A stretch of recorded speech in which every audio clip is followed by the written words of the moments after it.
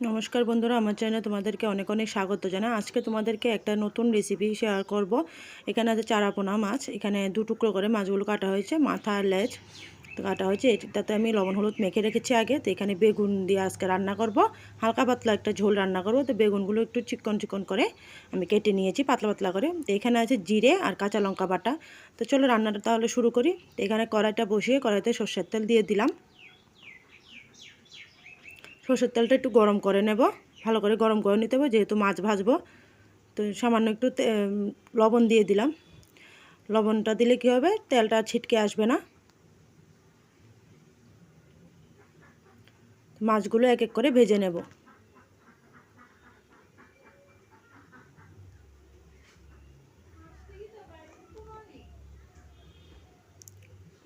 ভালো করে মাছগুলো লাল লাল করে ভেজে নিতে হবে। তো মাথাগুলো আমি আগে ভেজে নিচ্ছি, তারপর লেজগুলো ভাজবো। তো এক পিঠ ভাজা হয়ে গেছে, তার এক পিঠ উল্টে দিচ্ছি। তো এভাবে লাল লাল করে ভেজে নেব। তো দেখো বন্ধুরা, আমার মাছগুলো ভাজা হয়ে গেছে, ওরকম লাল লাল করে ভেজে নিয়েছি। তো এখন আর কিছু তিনটে লেজ ছিল, সেজন্য সেইগুলোও ভেজে নিলাম। তো এগুলো ভাজা হয়ে গেছে, এখন নামিয়ে নিয়েছি। এখন কড়াইতে আবার সরষের তেল দিয়ে দিলাম। এখন বেগুনগুলো ভেজে নেব।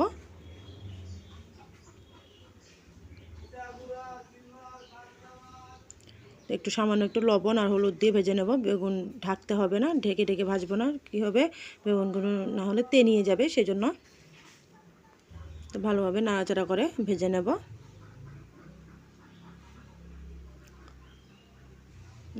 মানে ছড়িয়ে ছড়িয়ে দিচ্ছি। তাই দেখো বন্ধুরা, আমার বেগুনগুলো ভাজা হয়ে গেছে। তো এখন নামিয়ে নিয়েছি, আর বেশি ভাজার দরকার নেই। তো কড়াইতে আবার সরষের তেল দিয়ে দিলাম, তেলটাও গরম হয়ে গেছে। এখন দিয়ে দিচ্ছি কালো জিরে ফোড়ন। তো কালো জিরাটা একটু ভালো করে ভেজে নেব।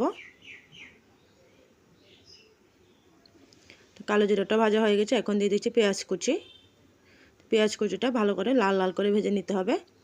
তো এই রেসিপিটাতে, মাছের ঝোলটাতে বেশি কোনো কিছু এমন মশলা লাগে না, কিন্তু জিরে বাটা আর লঙ্কা বাটা দিলেই চলে। এইটা দিয়ে খুব টেস্টি হয় রান্নাটা। তো তোমরা একবার বাড়িতে ট্রাই করে দেখবে। তো এদিকে আমার পেঁয়াজটা ভালো করে ভাজা হয়ে যাচ্ছে। তো দেখো বন্ধুরা, পেঁয়াজগুলো একটু লাল লাল করে ভেজে নিয়েছি। এখন এটাতে মশলা দিয়ে দেব। তো এখন জিরে আর কাঁচা লঙ্কাটা বেটে রেখেছিলাম, ওটা দিয়ে দিচ্ছি। তো সামান্য একটু মশলার বাটিটা দিয়ে জল দিয়ে দেব, নাহলে মশলাগুলো পুড়ে যাবে, সেই জন্য। এদিকে মশলাটা ভালোভাবে মিশিয়ে নিয়েছি। এখন যা যা গুঁড়ো মশলা দেওয়া সবগুলো দিয়ে দেব। এখন দিয়ে দিচ্ছি স্বাদ মতন লবণ,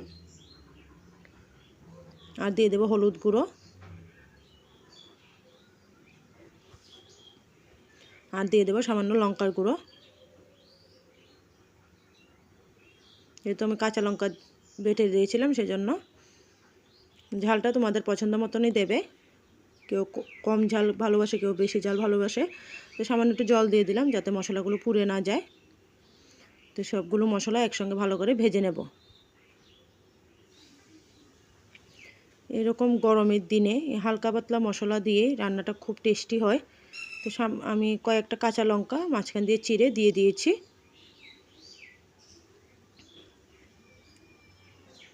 মশলাটা ভালো করে ভেজে নিতে হবে, তাহলে রান্নার টেস্ট বেড়ে যাবে। তো মশলাটা ভালো করে ভাজা হয়ে গেছে আমার। এখন যে বেগুনগুলো ভেজে রেখেছিলাম সেগুলো দিয়ে দিলাম। বেগুনগুলো মশলার সঙ্গে একটু কষিয়ে নেব।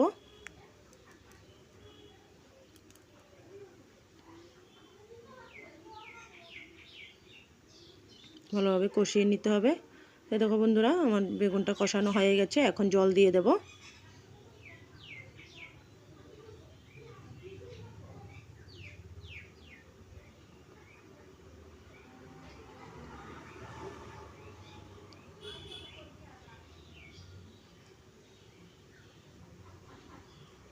জল দেওয়া হয়ে গেছে, এখন ঝোলটা ভালো করে ফুটিয়ে নিতে হবে। ঝোলটা আমার ফুটে গেছে। এখন যে মাছগুলো ভেজে রেখেছিলাম মাছগুলো দিয়ে দেব। মাছগুলো দিয়ে কিছুক্ষণ ফুটিয়ে নেব ঝোলটা। তাহলে রান্না কমপ্লিট হয়ে যাবে।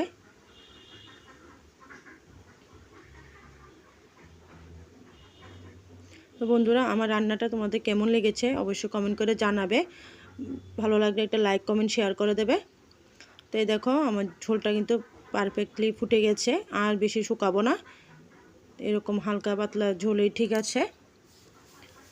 তো এটা হয়ে গেছে, এখন এটা নামিয়ে নেব। তো এই যে এটা নামিয়ে নিয়েছি, এটা দেখো বন্ধুরা কালারটা কতটা সুন্দর লাগছে। মোবাইলে কতটা বোঝা যাচ্ছে সেটা জানি না, তোমরা একবার এইভাবে বাড়িতে বানিয়ে দেখবে, অবশ্যই ভালো লাগবে খেতে, কোনো রকম মশলা ছাড়াই বলতে গেলে। যদি ভালো লাগে একটা লাইক কমেন্ট শেয়ার করে দেবে, আর বন্ধুদের সঙ্গে শেয়ার করবে। আর যারা নতুন দেখছো আমার পেজটাকে ফলো করে দেবে, যারা ইউটিউব থেকে দেখছো তারা সাবস্ক্রাইব করে দেবে। আজকের মতন ভিডিওটা এখানে শেষ করছি, টাটা।